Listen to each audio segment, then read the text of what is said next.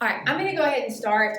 So this Canva class was designed to be like basic, very beginner. And so if you're using Canva, you might still pick up some things that that are on there, but it's meant to be like so that those people that have never opened it or have very little experience, so you can work with it. I was hoping you guys could like work with it at the same time, but I will tell you that I will share with Dr. Stinson this Google Slides, and in this Google Slide, it literally goes step by step through what I'm telling you with screenshots, little inserted videos.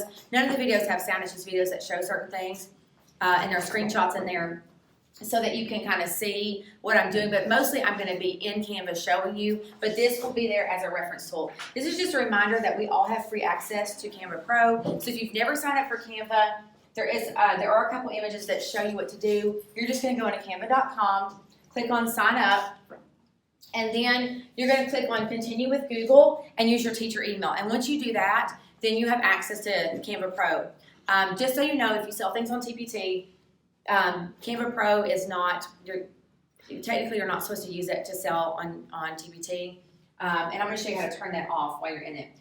Beyond that though, once you've done that, you're ready to begin. I want you to notice too how this one right here is an animated slide, which is you have to download that differently to get it into Google Slides. So we're going to create in Canva, and then we're going to just download it into Canva Slides. And the reason that we do that is because and it's a preference thing. You may like to just share out Canva, but I don't like how Canva shares to students and to other people. I just don't like it. And kids are more familiar with Google. And so once you create it in Canva, that's the hard part. Downloading it does take another bit of time, but once you've done that and you're used to it, it's pretty quick. And honestly, after you put the work into making it, it's the easiest thing. But if you do have an animated slide at all, you have to download it differently than you do a static slide. And I'll show you how to do that. But I'm going to show you these things. But if you'll notice, I'm just going to scan through this real quick so you can see. But it'll literally go through every button on the toolbar and tell you what they are, which is what I'm going to show you today. So when you go back in here, and you'll notice that some of them have images and some of them have videos through it. So when you go into this slideshow, it's going to show that if you need a refresher or you need to just kind of quickly reference it without having to go back and watch a whole WWE video. But I'm going to now go into Canva and show you how this works. So when you first go into Canva and you're signed in, the first thing you want to do is to create a design. And you have to decide what you're using your design for.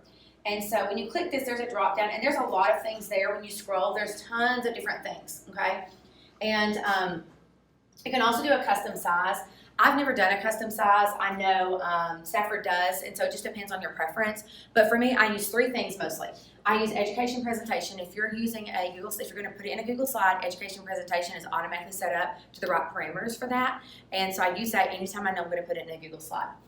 I use Google Classroom Header when I decide to create my own headers, which I'm going to gift all of you for coming today, a custom Google header. I'll show you what it looks like. So I will gift that to you and send that out to you with a little video of how to download it. But I made us one for Rossville with our Bulldog Creed. And so you can put that at the top and it just stays animated in the background. This is one of my favorite things to make when I'm bored or I just want to do something for fun. This is the nerdy things that I do, is create these. So I will gift you all that if you want to use it. And then the other thing that, let me get the right one. The other thing that I use is Worksheet. I use Worksheet pretty much for everything else. Not just for worksheets, but like I design t-shirts and I use the worksheet because I just like the parameters. I know that it's within an 8.5 by 11. I know that people can download that and it still be on their screen. So anything else I use, I do Worksheet. Now, if I was going to print the posters, like say I send to Dr. Reed, then I'll choose a poster size for that. But other than that, I just go into Worksheet. And the only reason why I don't do a poster in Worksheet is because I don't want to have to stretch it and it look pixelated. But those are the three main ones. But there's all kinds of things if you want to create your own email signature. There's all kinds of stuff there to play around with. But we're going to go ahead and I'm actually going to open my Canva basics Canva.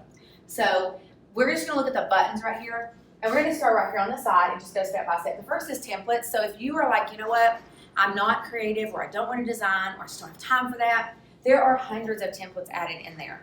I'm not a template person. I just like to play around and do my own thing, and sometimes I'm in the mood to go retro, sometimes I'm in the mood to go whatever. And I love the scribbly looks, okay? So I can change the feel of what I'm doing on my own. But if you like these, literally all you have to do, and I'm gonna just like add a slide in here, which to add a slide, I just hover right between two slides, and I'm just gonna add one right here in the middle, and okay. And so let's say I wanted to choose, let's just go with this one because it says science class. So when I click on it, it's going to open all these slides, and all I have to do is click on one of these, and so I'm going to click on this one right here, okay? And she is there, and she says hello class, and so now once it's open, if I want to use a template, I can add, remove, change things, whatever I want to. So if I click on something, let's say I don't like this background because we all know I like teal, it's an obsession and an issue. I should seek treatment, but whatever. So let's say I change the background to teal, which doesn't really match, but I just click on it and I can change the color. So you can change the different things in the templates if you don't like it. Maybe I just liked the little swirls on the side and I don't want any of the rest of this stuff. Just click on them and delete them. So you can literally like take a template and change it however you want to and go from there if you want to start easy, okay? I'm gonna go ahead and delete this slide right now. And then the next one is elements. Elements is one of my favorites because I do like to create my own. So like I like to do like this scribble look. So I can just like type in scribbles and it'll pull up anything that has a scribble or whatever. So, or maybe I like, whatever. So sometimes you may type a word and it may not recognize anything as that. So you may have to play around with it. Like if I wanted confetti, I might sometimes type dots. So you can kind of play around with it, but it can filter. So once I have the elements open, I'm going to actually type in scribble. Actually, I'm not. I'm going to do arrows. Okay, so I'm going to do arrows. And it's going to pull up all kinds of arrows. Now, there's going to be hundreds of them there. You'll notice the one with the little cap and gown, or the little graduation cap. Those are the Canva Pro ones. If you're using them in a classroom, it's fine. If you're using them on TPT, technically you're not supposed to. So if I go in here, though, this is my favorite thing. There's a filter button once you're in here, okay? And you can also add these elements to the templates as well. But if I click that filter button right there, then what it's going to open is I can filter through if I want certain color things. I can filter through. Maybe I had dogs and I wanted certain colors. Maybe I have arrows and I want certain colors. Because an animated image, you can't change the color of. And so maybe I want an animated blue arrow. So I may have to play around with that. But then there's the orientation right here, square, horizontal, vertical. But this is my favorite. They're static and animated. So if I definitely know I want an animated arrow, then all I have to do is click animated right here. And also, before I go off that, I'll show you. There's also free and pro. So if you want to make sure you're not looking at the pro, then, and if you're just using the classroom, just use the pro as well because it's cool and there's lots more stuff. But I can click free and make sure I'm not pulling from that. So it filters through all those. But I'm going to leave the animated there and I'm going to apply filters. And so now what it's going to do is it's going to show me all of the animated one, and I can remove the filter just by clicking on it and removing it. But what's really neat about it is some of these things, when you click on them, it'll open up. Like it's gonna, if I click on it, it's gonna add it into my slideshow, and I can delete it if I don't like it. But notice when I clicked on that one, it opened up more arrows, and then I can say see all, and I can choose from that. So I can go in and look at those. But I'm gonna go ahead and remove this arrow that I just randomly put in the middle of my screen. But anyway, so that one is just fun to play around with. And then the next one is uploads. So uploads is super beneficial because like I pull in the bulldog from the site and then I upload it. When you upload it, you literally just drag whatever it is and just drop it there and it pops right there. And then what's cool about it is if I want to add it into my slide, and I'm going to go back and add a blank slide again just to play around with to show you. So what's cool about it is I literally just click on it and it pops in there. I can move it, I can stretch it just like you can do any other image. And what I like about this, which what makes Canva so easy to design, like shirt designs, worksheets, all kinds of stuff, is when you put it somewhere, it doesn't move on its own. You know, like how other things want to pop back into center. You have to it doesn't, none of that. You can manipulate it super, super easy. So it's great to use. But when I have this image, it's there. And these images, my uploads stay there. So anything that I use frequently or I've uploaded, I don't have to go find it again. It's just hanging out over here, and I can pull those in. And notice right here, for this one, it does not give me an option. I'm going to hop up here real quick. It doesn't give me the option to change the colors of this because this right here was one that I took from somewhere else. I don't have the ability to break those colors up, but I can click on Edit Image. Maybe it had a background and I want to remove it, so maybe it was a big gray box behind it or something. You can do background remover. It's not foolproof. You got to play around with it, and you can hit some plus and minus going on there and add and remove and get it how you want it. So it's a really helpful tool. But I can adjust my brightness and my saturation. But like if you like the sepia tones or muted tones, you can also play around with the different effects there. So sometimes you may not find exactly what you want and exact color you want. So if you found like something you love and you're like, oh, but I really don't like this color, pull it in there, click on Edit Image and play with these. You might get it to become closer to at least the color that you prefer, even though it's not offered specifically in that color. But you'll see the different things that are there. I can also flip them around if I want to, flipping horizontal, vertical, just like what you're used to with other things. And while I'm on this one, I'm just going to pop right here. You can also animate it. So I can animate an image, or I can animate the entire slide. So to animate an image, let's say this bulldog came in and I want it to, I don't know, let's see. I want it to look like this. Okay, so if you saw them animate, if you hover over these, if I just want to play around with it, it doesn't choose them until I click on it. So I can literally just hover over each one.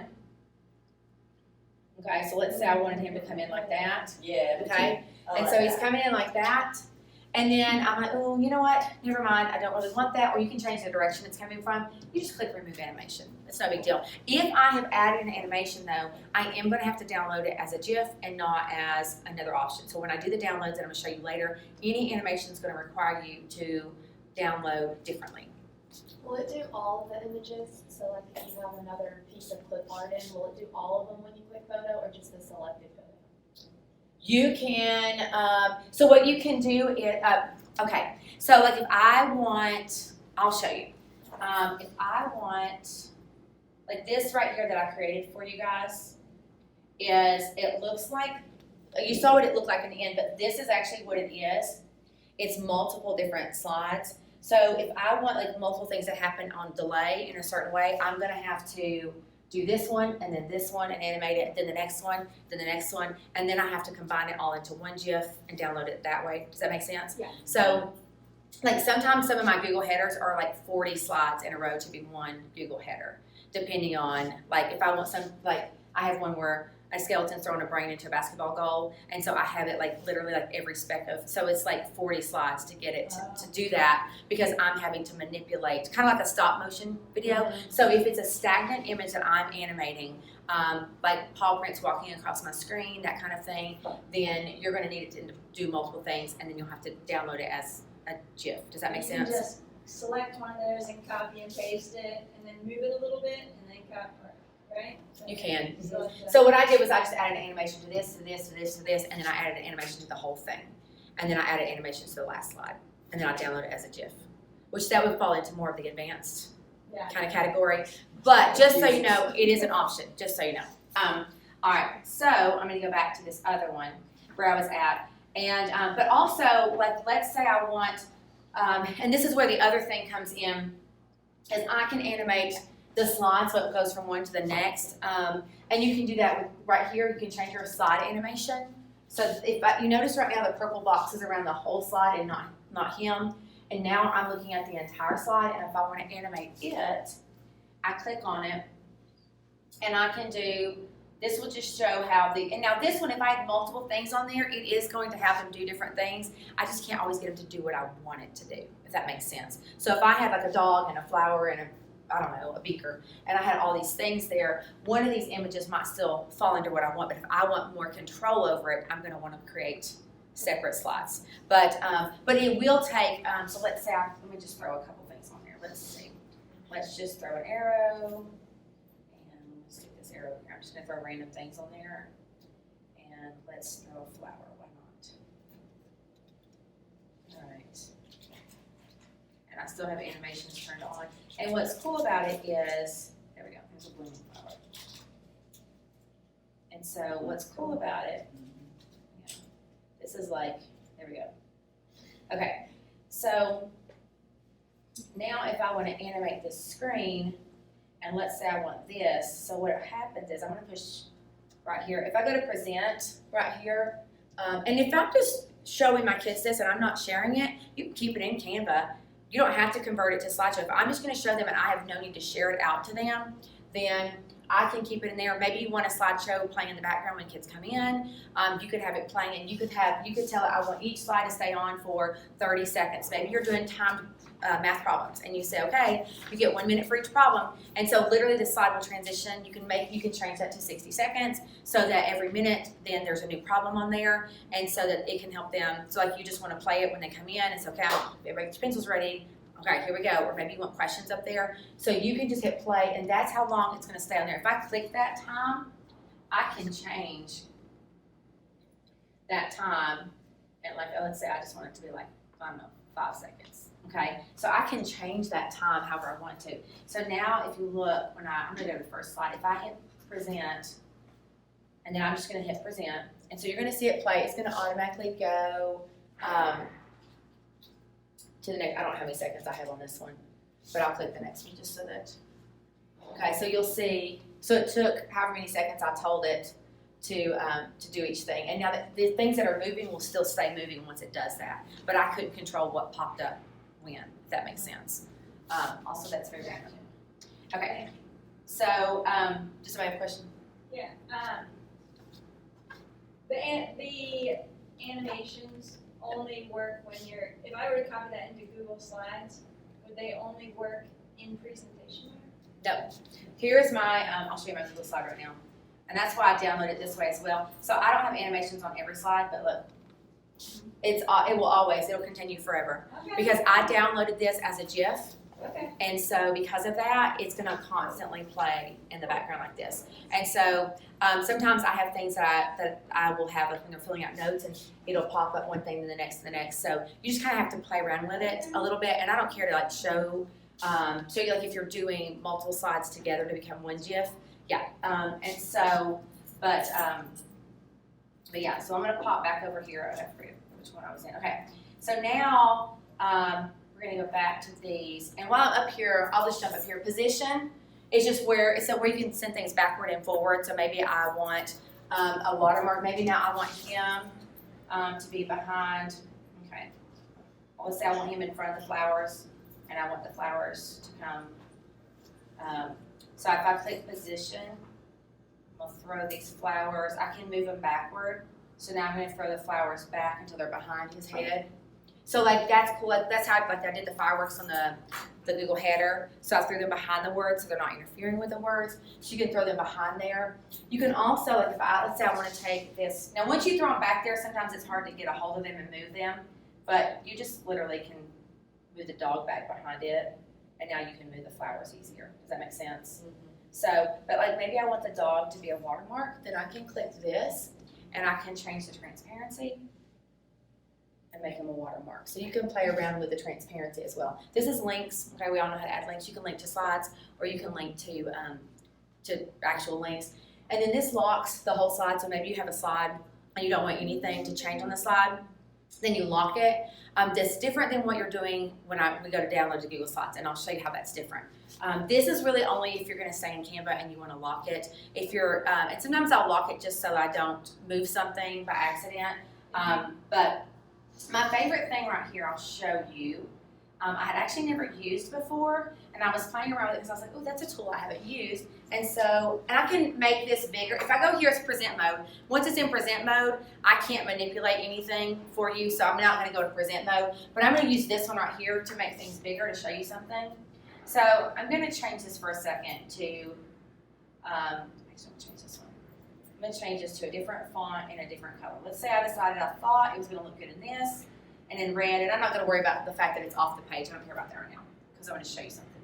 So if I scroll up, I'm going to make it bigger so you can see what I'm doing. So there's a paint roller right here. So let's say that I did this at first. I thought it would look cool. And then I did this and I was like, no, I want the cleaner font over here. I want the same size font. I want the same color. But I was like, oh, I don't feel like going and adjusting it because it's a pain. You know, it's a pain to go back and open on that. So what I do is I click on the one I want.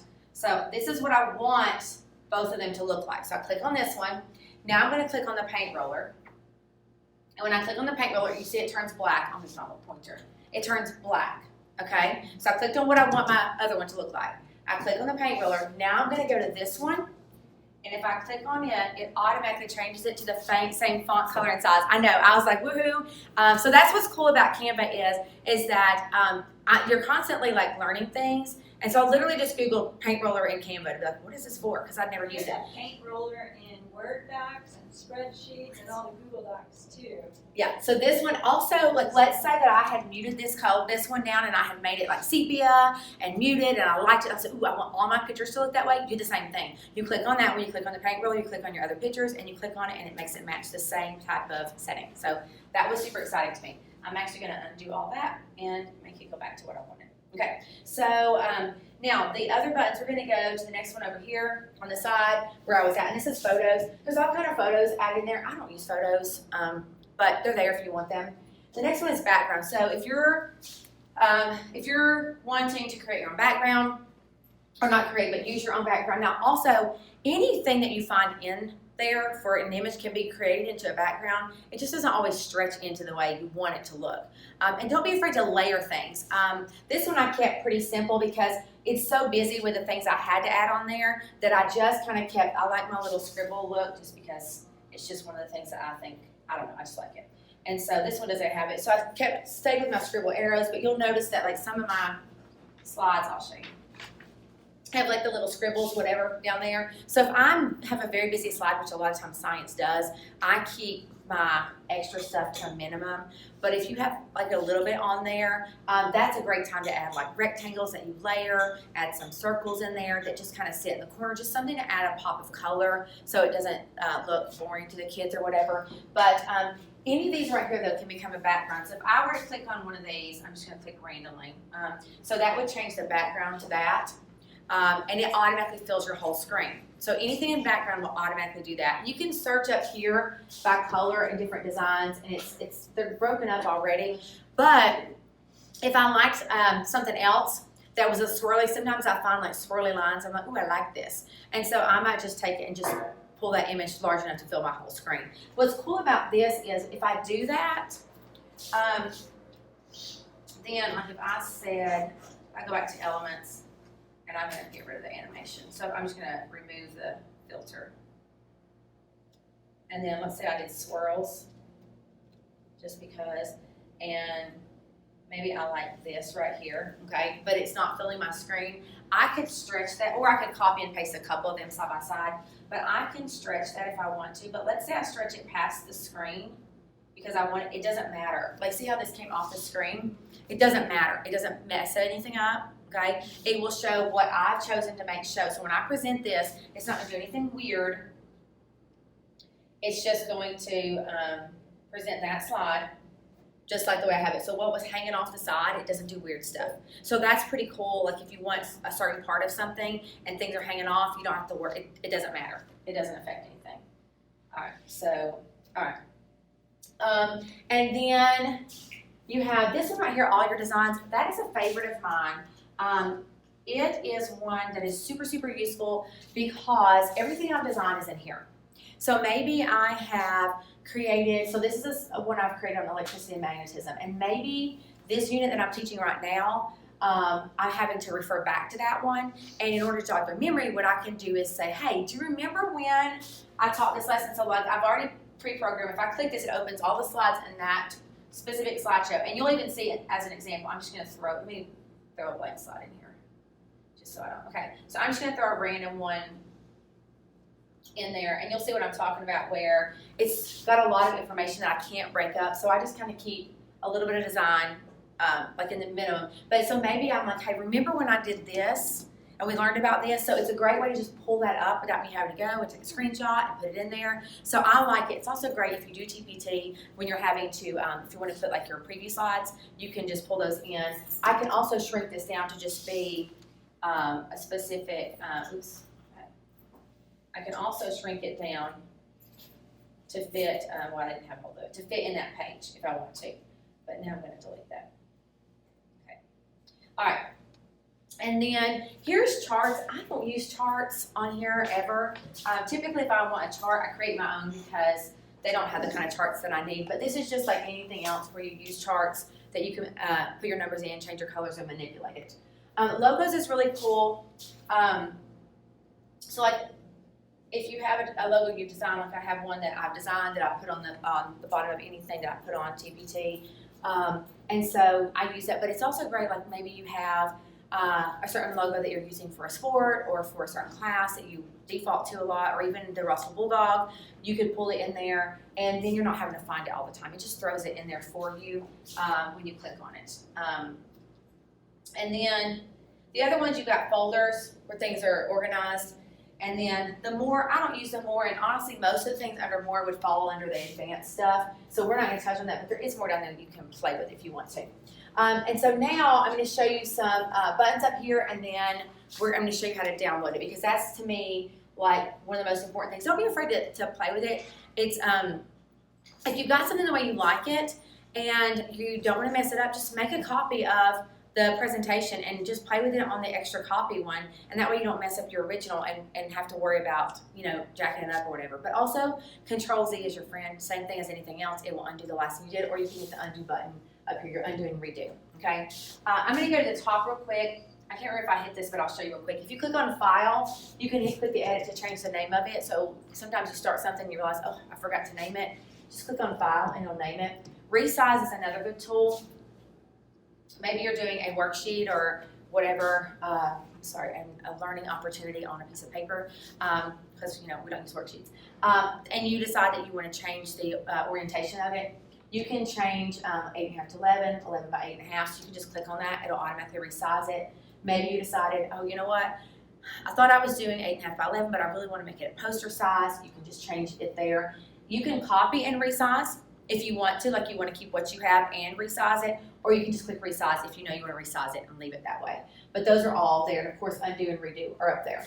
And then for up here, I'm going to go to, and again, all of these are narrated, or not narrated, their images are in the presentation, so you can go back and look at them. Another thing to show you real quick on the fonts, because I think some people aren't aware of this. So if I go into fonts, I'm going to go back to text for a second. So you can search text. Maybe you want something in a cursive type or calligraphy type. You could type like the style you want there, print, handprint, and it's going to pull up all the fonts that are that style and help you narrow them down. These are kind of preset sizes, but you can click on those. I almost never use the preset sizes, but I'll just click on one and then manipulate it to whatever size I want. But if I wanted to add a text, and you can add a text box. Usually what I do is I just click on this, and then I go up here. I prefer personally to use this drop down to see the fonts, and it's just a preference. You could do it from here, but I do it here because then I can scroll down and kind of see a little bit more what catches my eye.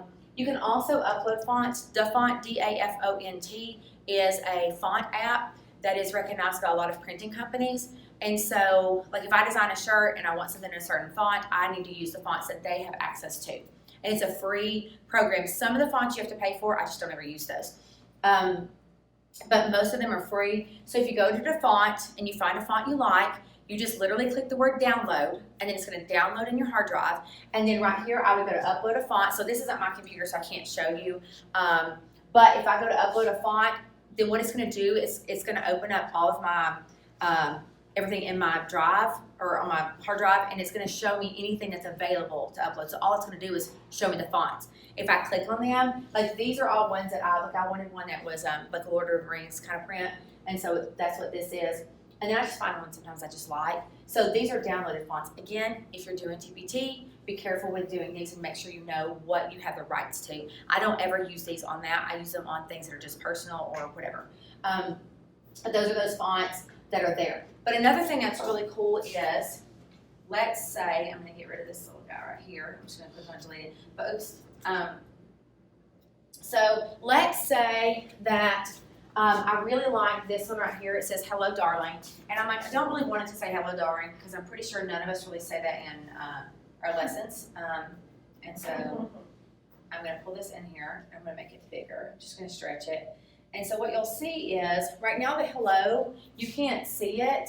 And I don't want it to say hello, darling. I want it to say Rossville Bulldogs, okay? So what I can do right now is grouped. And you'll see it, know it's grouped because there's an option to ungroup it. So what I'm going to do to manipulate this is, right now it's a unit, okay? So if you like some of these things down here, but you want to manipulate it some, just put it in there, click on ungroup. So I'm going to click on ungroup. And now when I click on ungroup, so now what I'm going to do is I'm going to click on this word right here, which you can barely see because it's so similar. I'm going to change it to Rossville, and I'm going to change it to Royal Wood. So I'm literally just going to, I want the same font, so I'm just going to leave it R-O-S-S-V-I-L-L-E, but I'm going to just make it smaller until it fits in there. I can stretch my box, but right now I don't want to.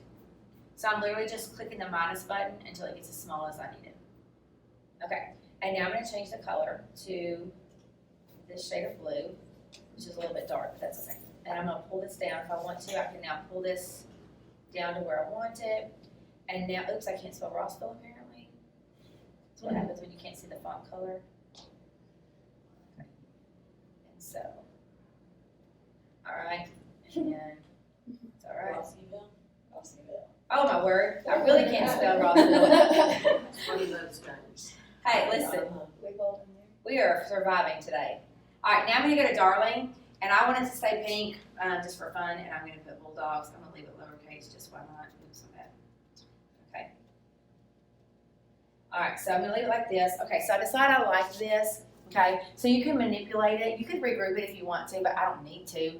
But also, while I'm on there, maybe I like this. I like it, but it's a little bit too blurry looking. So if I go to effects, okay, so if I click on effects, then it's going to actually open up the effects. And notice that it opens up and says, hey, this is neon, okay? So it's already telling me it's neon. So maybe I want to change the intensity. Maybe I say, you know what, actually I like it. Let's just go way more intense with the neon. Okay, there we go. Or, okay, so we can change it back and forth this way and manipulate what's there by just changing that back and forth. I can remove the neon. I can add a shadow. So I can take what's there and play around with that if I want to, so that, because sometimes it's nice to start with what someone else has and then make it your own, because, you know, you just need a jump start, because sometimes it's hard to create all the time. Now I'm done, and what I want to do is I want to go ahead and put it into a Google slide, okay? You can play around with giving a kid a Canva to do, but I'm going to only recommend you do that if you have time to see what, if you like it. Like maybe it's a day where you're like, if we lose some class time today, it's okay, because it's, to me, it's not my preference. So, but I suggest you not doing it on a lesson that matters to you, because you just kind of relinquish some control, and it's just, I don't know. So what I'm going to do now is I'm going to click on share. And so the first thing I do is I have lots of animated slides in here. Actually, before I do that, I'm going to get rid of this slide so I don't. So I have lots of, and to delete the whole slide, you can just highlight it down here and click on delete. Otherwise it was deleting just parts of it. So what I'm going to do, the very first thing I do is I go ahead and do the whole one. Now you can do, I know a lot of mine are animated, but for me personally, I go ahead and just download the whole thing. I don't do, I do PNG or JPEG usually. You can also do PDF. My preference is not PDF, because usually like right now I have 40 slides on here. My lessons usually have a lot of slides because I try to put minimal stuff on slides. So it might be 40 slides, but it's just because, so for me, PDF is not my preference, but PDF can come out clearer. So, and if it's a worksheet, I do PDF because it is clear. So you have to play around with it, and sometimes it just depends on what your images are. But PDF, PNG, JPEG, those will all work. GIF will work, but you really only need to do that if it's animated. But the first thing I'm going to do, I clicked on share. I'm going to click on download. And then when I click on download, it defaults to PDF. I'm going to change it to PNG. I just like that. It's just my preference. And I'm going to leave it all pages, but you can do that drop down. Also inside the document or the slideshow, it shows a little video of me doing this. You can kind of see. But I'm going to leave all pages right now, and then I'm going to click on download. But because I've actually already downloaded it onto his, I'm not going to actually click it right now. But you would click download. It'll take a second, and it'll tell you if it's completed or if it's failed. And then you'll see it kind of throw it at the bottom of your screen. Okay, so now once it's downloaded, then, now this is the part that's a little annoying, but to me it's worth it. The payoff is worth it. Then for every animated slide, you'll have to go in and individually download each one as a GIF. Okay, same process, but in the drop down, I will say GIF, and I will go to this right here. I will uncheck all pages, and then I will choose only the one that I need, one at a time, and do as a GIF. Okay, and then throw it in there to do. If there's 3 slides, this is where I told you when, let's say you had 3 slides that work together to create one image, then I would say I would choose, like if I chose pages 1, 2, and 3, and I downloaded them as a GIF, then it will go ahead and combine it for me, and now I've got that combo I wanted. Does that make sense? So instead of just doing one, so if I do more than one, then, and sometimes I do that because I want the image to play like this and then add this in and then add this in. So, so if I do more than one that you check off on a GIF, it automatically combines it into one slide that it's going to be as one background. Does that make sense? Okay. So I've already done it. Now I'm going to go in to Google Slides and I'm going to open up a plain slideshow. Okay. And for the plain slideshow, I'm going to then click Layout. And I'm going to change it to blank, and you might not have to do this, but honestly, I just do, and I like it, so whatever. And I go to blank, and I have to do it, and then I hit the plus sign. So I have 37 slides in my Canva slide, and so I like to go ahead and add 37 blank ones. I love to hit blank one more time because, you know. And then once I do that, I'll just literally go through here and go all the way through and add as many as I need to. You can do it one at a time if you want, just my preference. Then this is where the magic happens, okay? I want to put these in as a background. So all of my images that I downloaded, I want them as a background on these slides. Because when it's a background, kids can't do anything to remove anything. They can't say, oh, now they can still delete a whole slide like anything else, but they can't go, oh, I don't have the instructions on mine because, you know, they accidentally hit delete or they accidentally hit delete. So what I do now is I go ahead and I click on background. And then I click on Choose Image. All right, once I click on Choose Image, I can browse, but that is actually super unnecessary. And so what I'm going to do, when you download all those PNGs together, it actually downloads them as a zipped file, which is super easy. I'm just going to now open up mine. Let's slide this over so you can see. I'm going to open this up, and I'm going to go to Downloads, okay? And you'll see canvabasics.zip. Now remember, they're only the static ones. I don't have any GIFs in this one, okay? Because you can't do them at the same time. So I'm gonna click on this, and when I double click on it, it opens it up. And what's really cool is the numbers are the page numbers. So they match up. So if I have all the slides already added in there, so sometimes what I do, if I only have like 5 or 6 animated ones, I might go ahead and know what those are and add those in so that I make sure it's lined up. And I always go with side by side and make sure I didn't miss a slide. But I'm going to do slide 1. It's not going to be animated right now because I didn't do the animated one, but I'll just show you. So I just can take this right here and click on it and drag it over.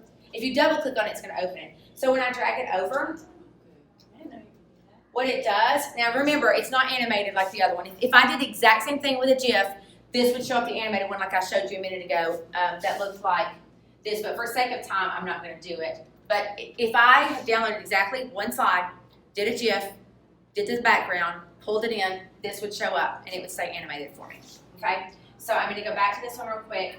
Where I was at, where was I? Hang on, oh, it's over here. All right, and so then what I can do is I can add each of those in. Now, let's say that this one, you ask them to work a problem, okay? All you wanna do is, so let's just pretend that right here, it asks them to do something. All you have to do is go in and insert a text box. And so what I go ahead and do, because I didn't do that. What I don't want to do is I don't want a student to ever tell me they don't know how to do something or they couldn't do something. So I go ahead, and usually for me, if I wanted something to be here, I've already put in like a white rectangle or a purple rectangle, and I'm consistent. So I'm like, every time you see a purple rectangle, that means you have to type a response. So I go ahead and tell them that. I also tell them, don't change my font color and don't change my font size if it matters to me. Because what I've done is, because sometimes they like the yellow and the lime green and the weird things. So what I do now, there's my text box. Now keep in mind, I would have had a rectangle or something added there. But then I go in and I choose the font I want it to be. Let's say I want it Georgia and I want it to be 36. Now what happens is, and again, I would have a rectangle back there or something so that they could identify where they're looking for. But when they go on now in their slideshow and I share it, look, I can put a text box there too, that's why it's there. But when they go on and I share it, and all they do is click on it, and as soon as they start typing, it's in the font that I chose for them and the font color. And so I just like to do that sometimes because it takes away, sometimes I do freedom, sometimes I don't because it takes too much class time. But anyway, so it gives you a chance for them to respond on there, and they cannot move anything on this slide at all, nothing. Because it's a background image. It's literally like a screenshot, so to speak, in the background. Yes? What if you have a bunch of Google Slides and you want to modify them? Can you import them into Canva?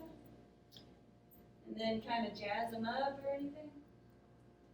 I haven't gone backwards before. Okay. And so that's a good question that we can look into, and I'll see my friend jotting that down to look into it. And the reason I haven't is because Canva's like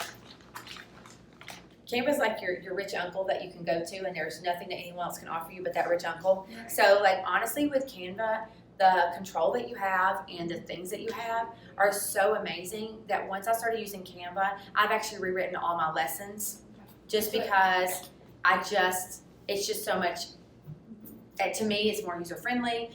It just has more options out there. So, I mean. It's like I'll have shapes, maybe it's fraction pieces, and they don't need to be super jazzy, it's just pieces of a circle. Right? I mean, you could always they take. can move, and I would love to bring that in and then maybe change the background, but all those manipulatives, I guess I could just do those and change the background.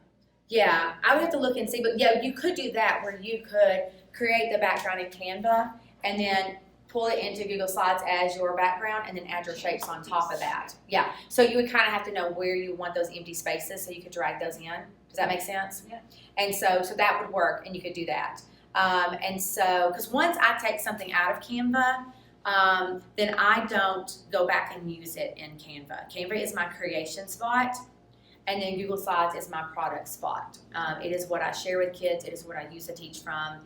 Because everything I teach, I do share out to my kids, so they have it as a resource.